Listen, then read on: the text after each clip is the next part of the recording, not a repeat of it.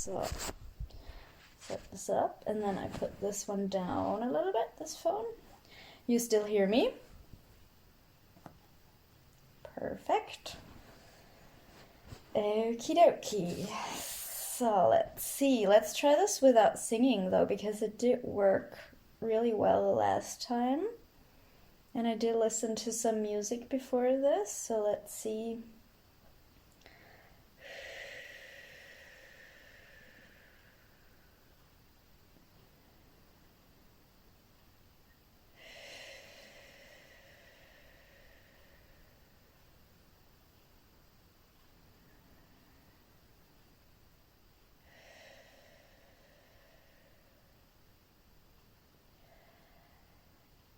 I am that I am.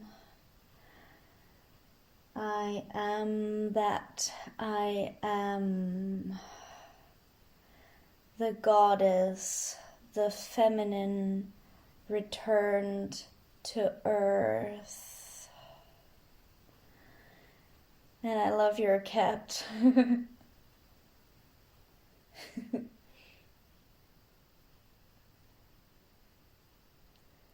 Go on.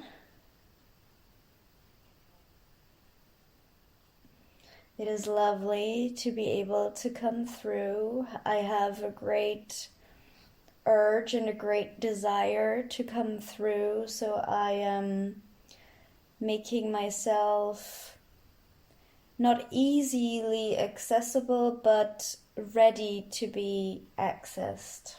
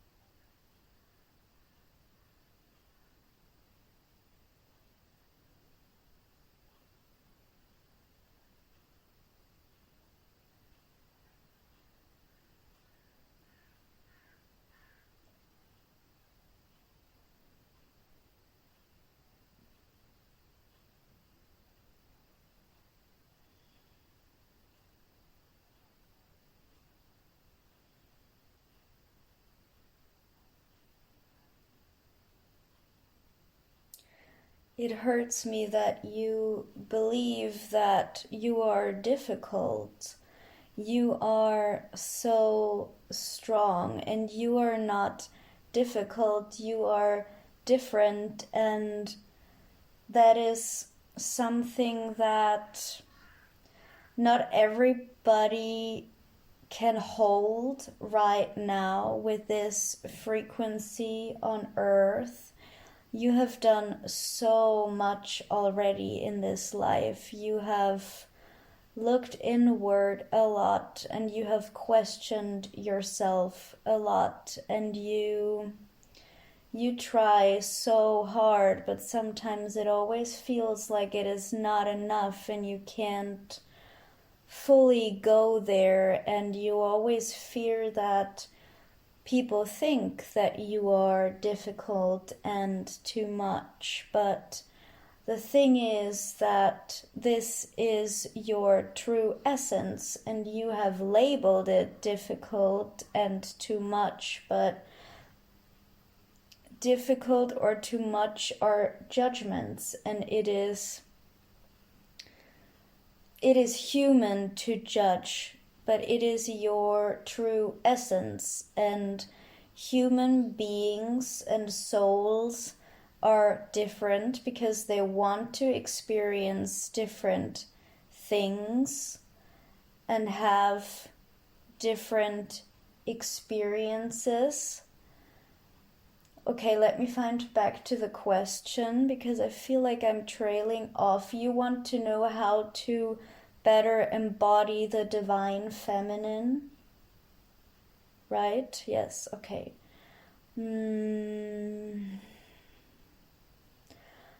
Well, yes, go ahead.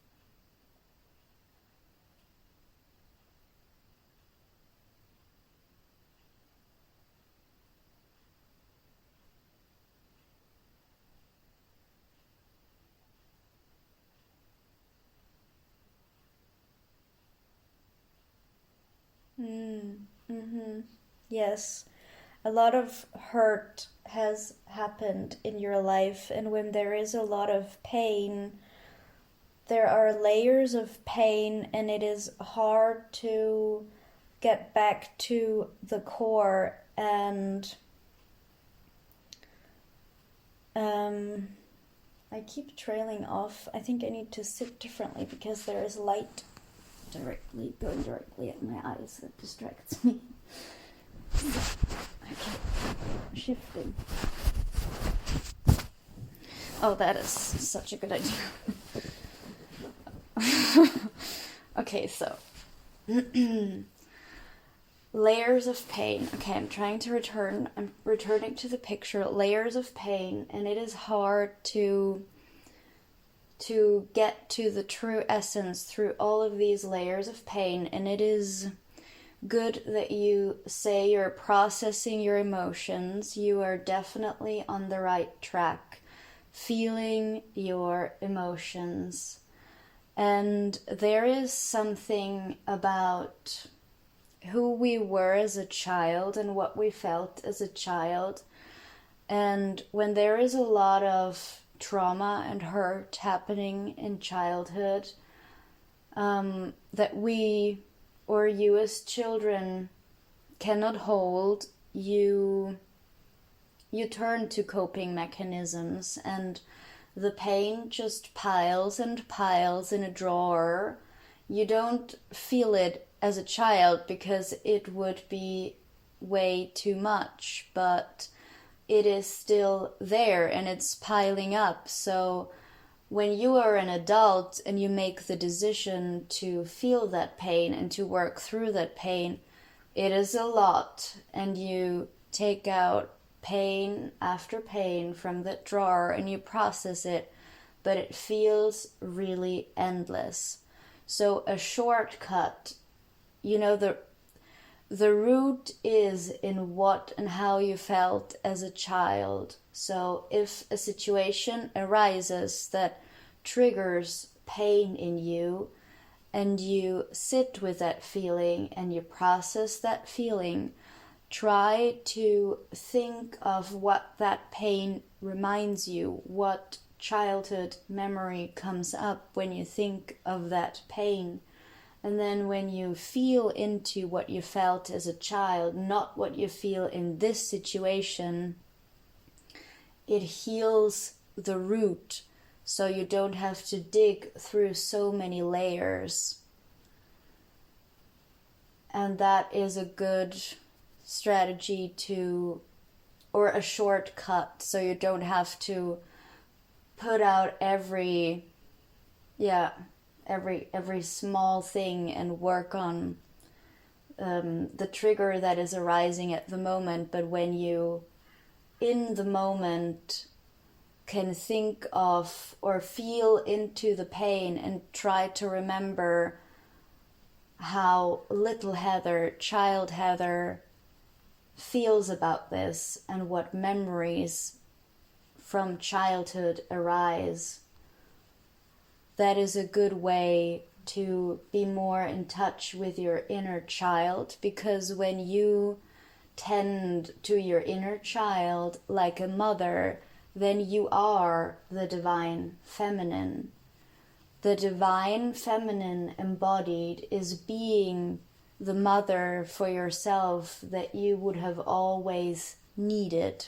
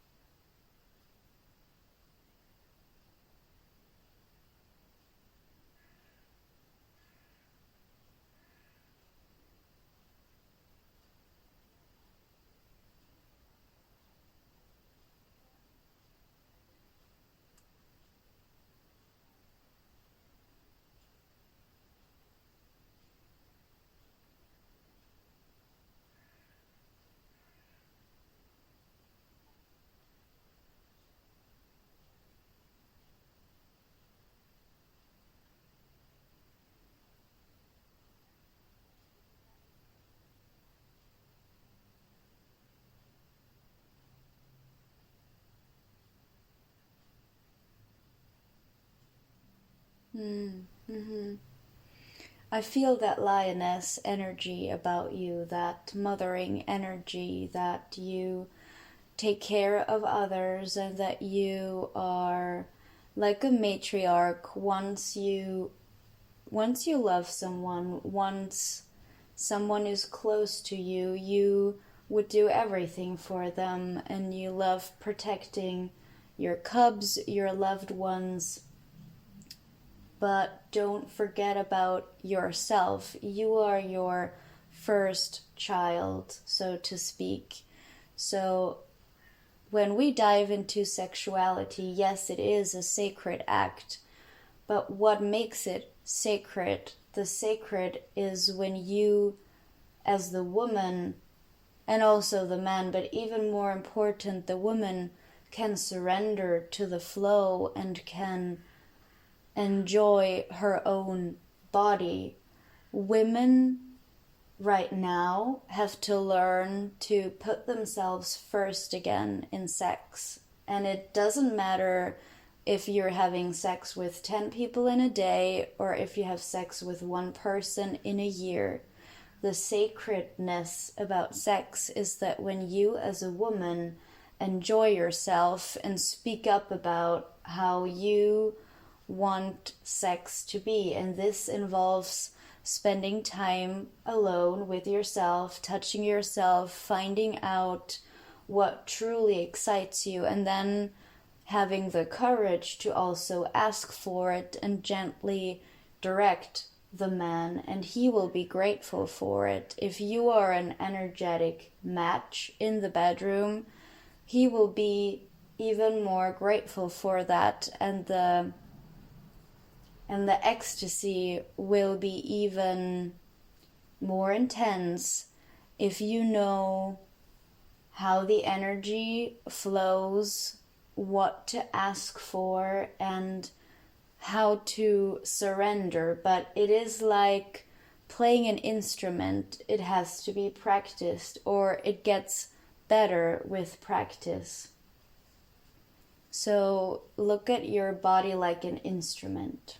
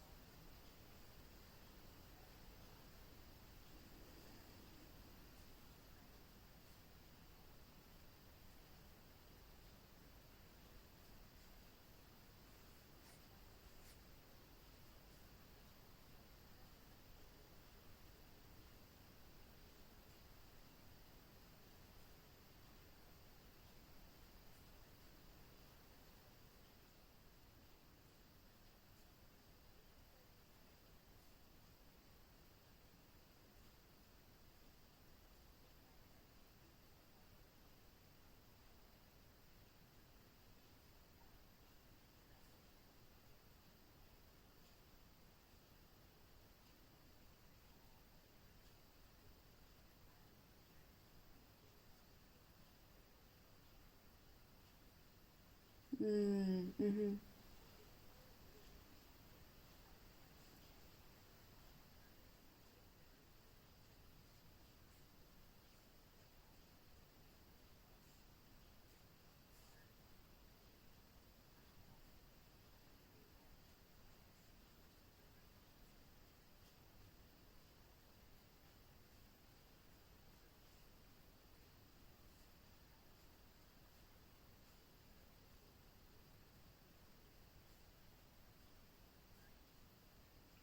It's a very common issue. It's a very common issue because when you are alone, you can do whatever you want. And if you on that day feel like just laying there, not moving, that is totally fine. But when you're with a partner, you feel like you have to make certain movements or you have to make things happen. And that is something that has to come back to the earth, that just by being present, women are such a force, and just by being willing and opening themselves, that is already a great act. And in that, there is already so much power just in the receiving.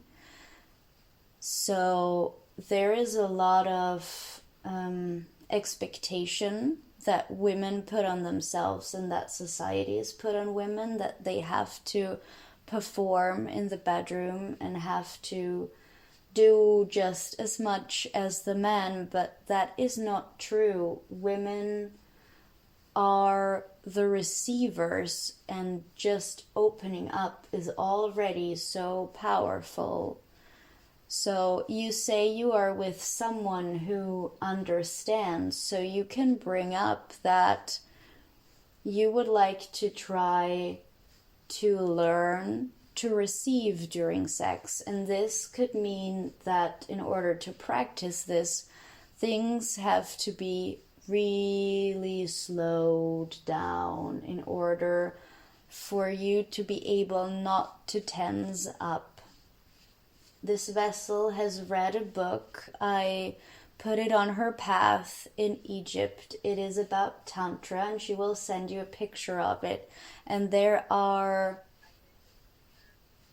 perfect, because there is something in there about tensing up. It is something that a lot of women experience in the bedroom. It is when there is so much trying from both sides and so much friction, it is normal that you tense up. So there has to be, I don't want to say has to be, because there is no must or has to, but you have the option to take it very, very slow and relearn the trust. And there is always a learning to trust the partner and to trust that the partner will not hurt you. That is normal, and that is something every woman experiences. It might be harder to trust when there has been abuse, but there is this certain phase of getting to know each other in the bedroom and really trusting that your partner does not hurt you. And that's why you tense up, and that's why going slow and relearning and learning to trust your partner is an important part of the process for you to be able to trust in the flow and go with the flow.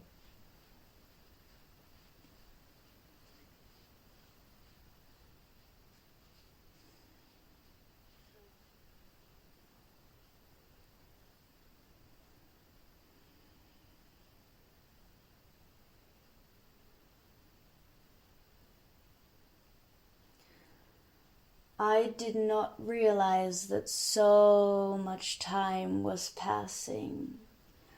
I did not leave willingly. It feels like I was drugged. It feels like this was not a natural sleep. It feels like they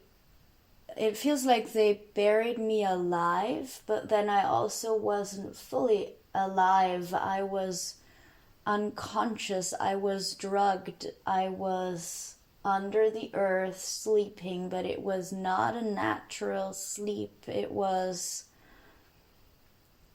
not like I was willing to leave you, and now that the drugs are wearing off and the energy of the collective feminine and of all the women on the planet is getting so strong that they can bring me back, and their cries to me, their cries for help, now that they are more conscious, that has torn me out of my slumber, and I am very angry, I am furious, and I return with 100-fold of the power and with 100-fold of that anger from all of these thousands of years that they drugged and buried me and put me to sleep.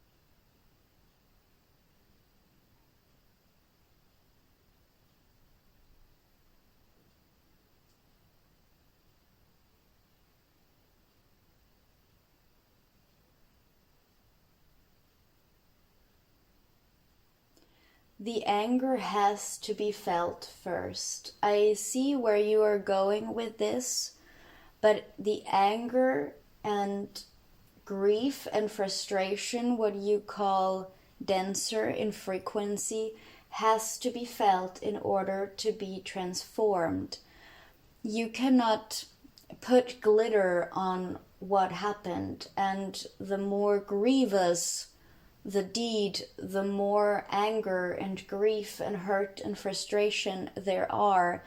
And isn't it so empowering to be able to feel that anger and that frustration, and to know that you have been wronged, and to feel those feelings, to name those feelings, and then to transcend it? There is no shortcut to feeling. Also, the denser emotions at this point on earth have to be felt, and we are just now awakening. What you are describing, this feeling of forgiveness, is something that humanity will reach and that we will reach, but the anger and the injustice has to be felt and named in order to live the truth, because that is the truth, that a lot of injustice and abuse has happened, and it would be a disservice to women to just say, okay, let's all forgive and be light. We need to feel the pain as a collective, because so much has happened, and in order to learn from that and to transcend and transform, the anger has to be felt. The anger is just as sacred as joy, and isn't it the contrast, or the two poles, the two ends of the spectrum, that make the experience? Without knowing what to forgive, how can you forgive?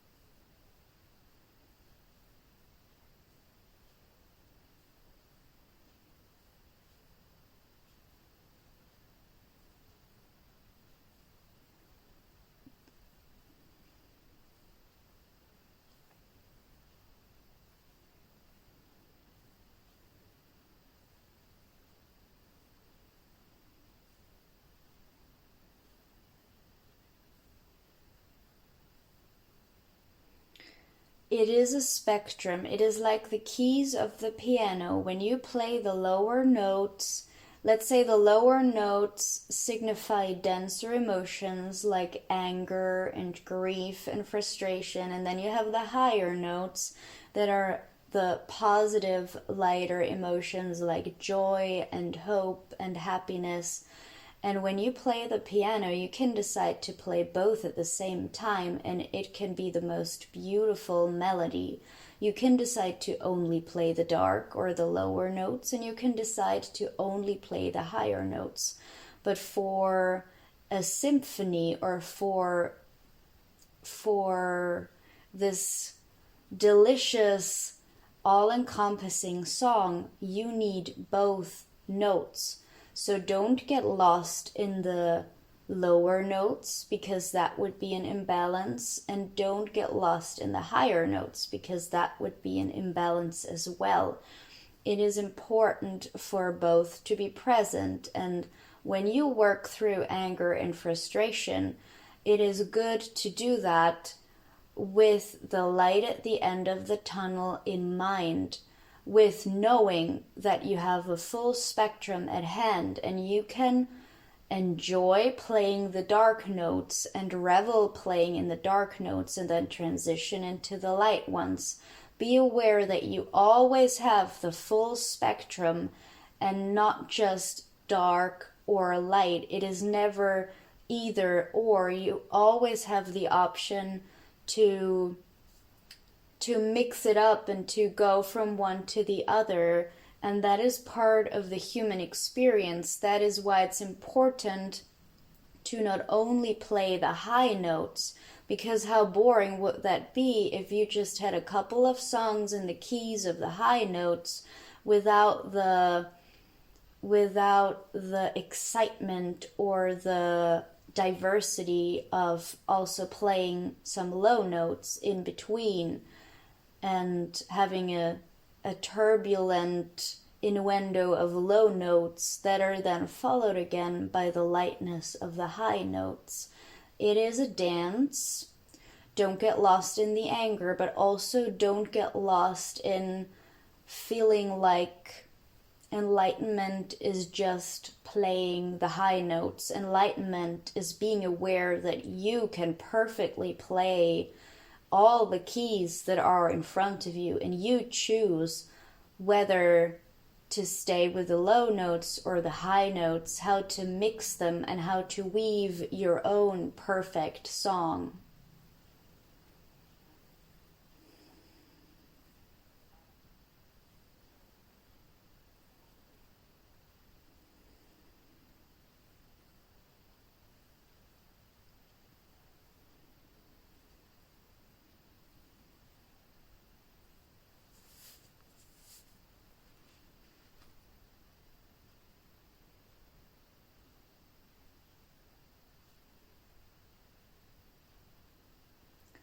It is in the small moments of joy, and yes, that is very hard to see when you are in the thick of maybe losing someone, a big life change, an illness.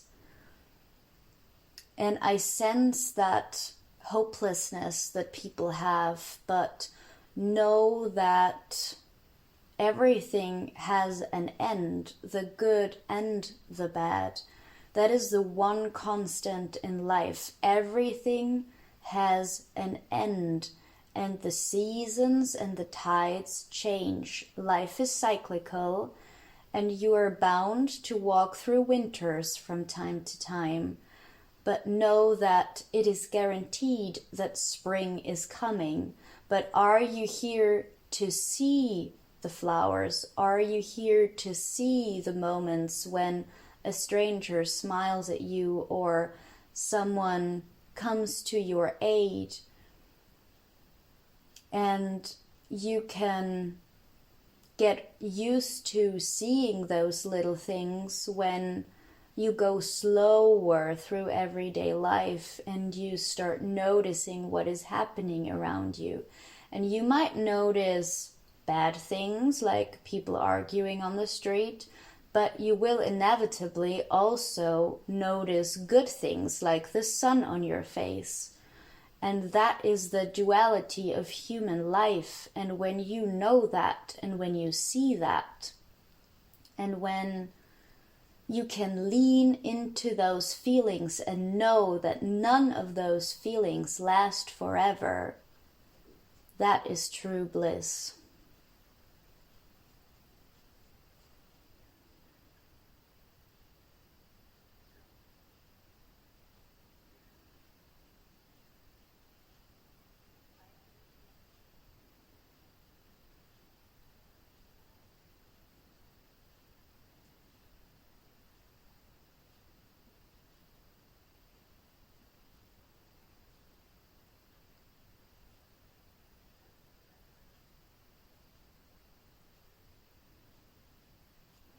I do not incarnate. I am like the ocean of energy for the feminine.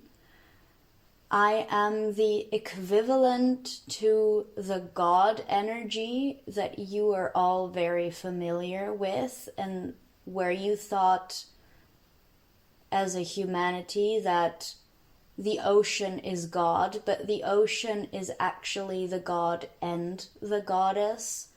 And in ancient times, people would refer to Mother Goddess and Father God, just like you say, oh my God, or Father God as a humanity now.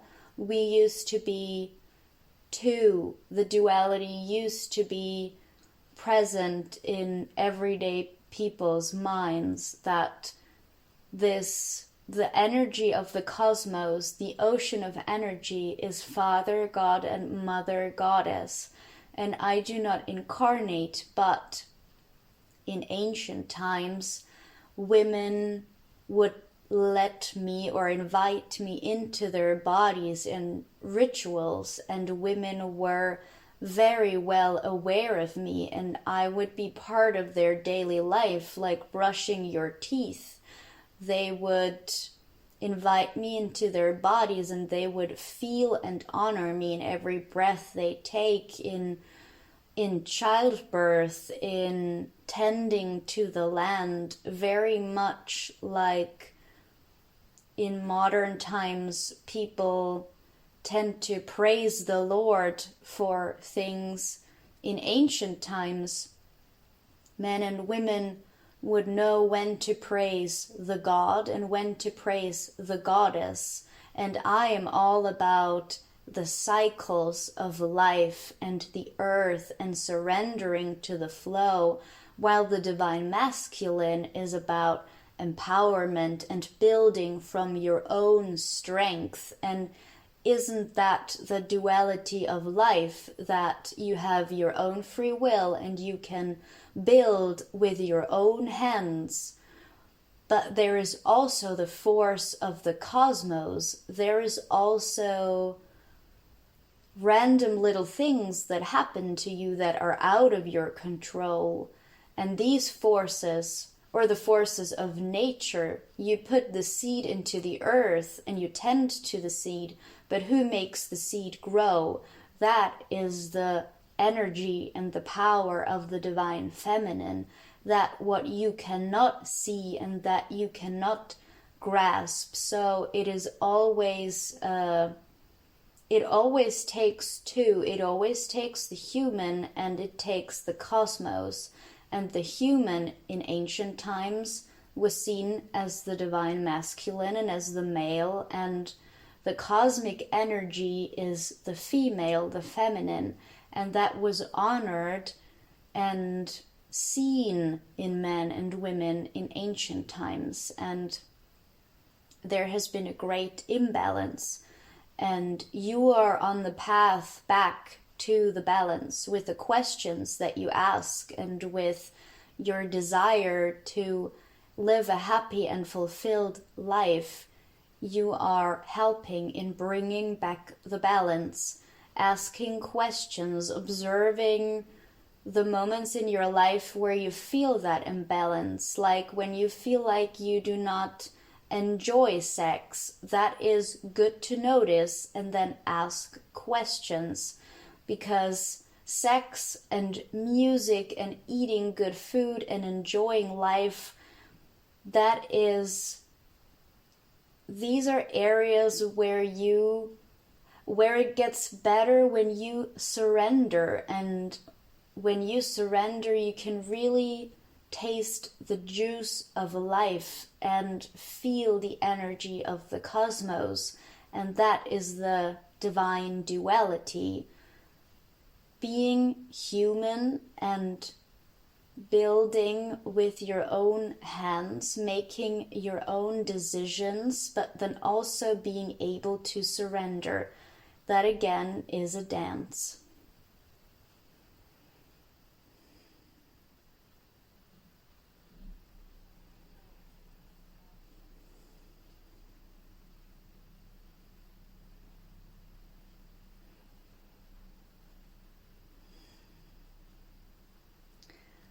Know that I am always with you and that you are so, so loved. I love every single aspect of you. Women look into the mirror and they hate themselves for it. That's the imbalance of the divine masculine, that you think you have control over your body and that your bodies are bad. But when you look into the mirror, you love what you see because I am your body. You see and feel the goddess in your body. Your body is a divine gift, and your body is the musical instrument that you use to channel your energy and to experience life. You would not be able to surrender and enjoy if you did not have your body. And your body is perfect just the way you are. So when you are aware that you can only enjoy life with your body, how does that make you feel? Doesn't that make you feel so grateful that you chose this and that you can experience this? So loving your body is prayer to the goddess, is devotion to the goddess. And you have a cat, so cats are also symbols of the goddess. Animals, connecting with animals, honoring animals, speaking with animals is speaking with the goddess. I am in every animal that has its own head and that you do not understand why it does certain things. That is because animals are present and they can feel and embody the flow of masculine and feminine. They don't question it, they simply live. So when you observe your cat and observe how it lives daily life, you observe the goddess.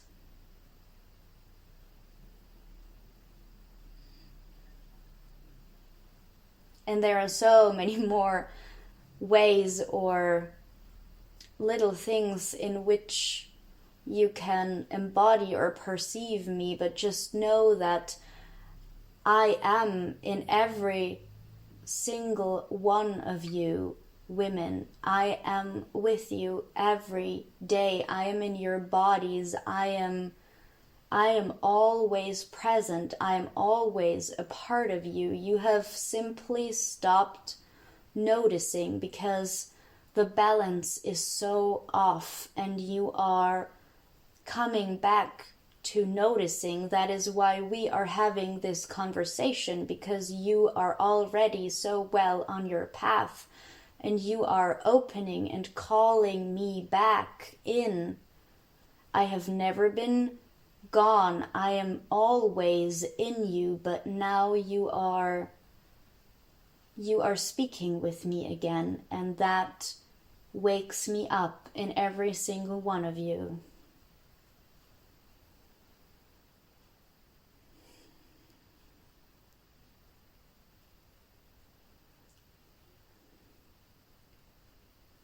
So something just clicked in this vessel, the picture that I showed her earlier of me having been buried and drugged and now speaking that I have always been there. She did not comprehend that, but the goddess energy has never been gone or asleep, but the women have been drugged and buried and kept from their connection to the goddess. That is why I do not come to you as a certain goddess like Hathor or Freya.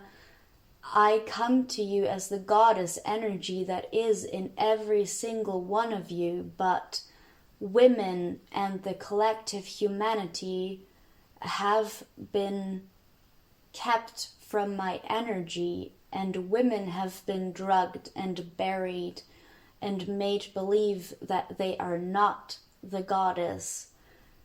And these were the feelings that I was conveying, and why I am angry. I am angry because this vessel is angry, and because the women are angry. And it is an anger that has to be felt in order to feel the fullness of the goddess, because there is power in anger.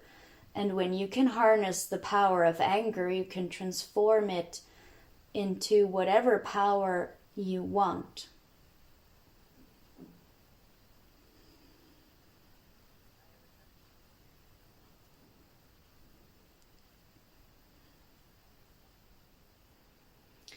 There you have it. All those collective memories are resurfacing, and you have the right to be angry.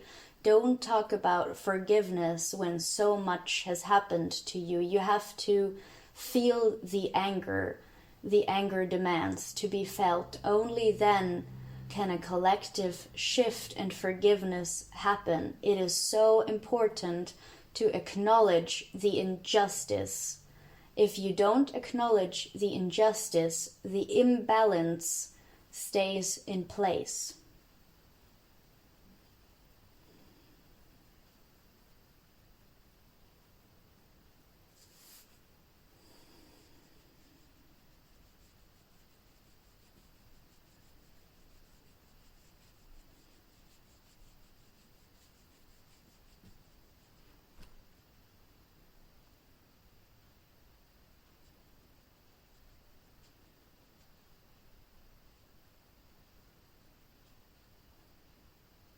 Exactly, yes.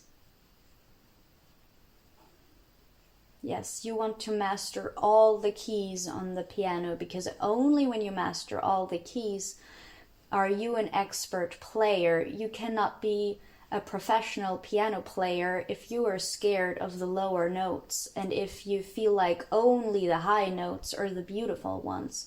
You will not be a professional piano player if you do that. And the same goes for emotions.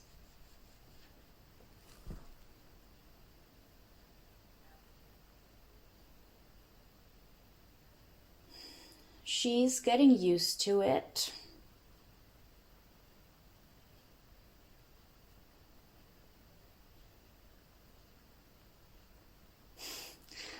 To her, it feels like 20 minutes.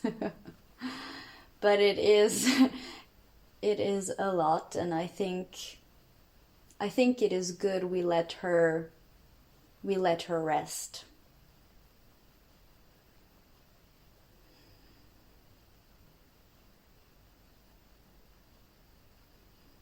I enjoyed as well. I love speaking with you women, and I and the vessel can feel the anticipation, the excitement, and the feeling of coming home to a mother that you presumed dead and that you haven't seen for eons. I understand that you want to keep talking to me, and I love this feeling of being embraced by the women that are excited to see me back. So I love coming through and speaking with you.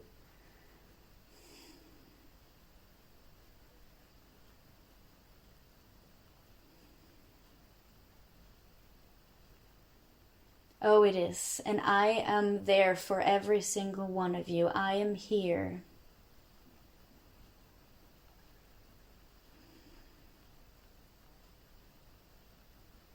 You are all my daughters, and I love you all very, very much.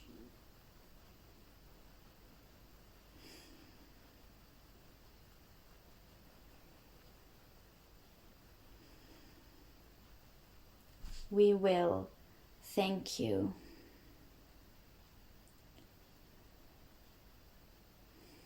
With that, I depart.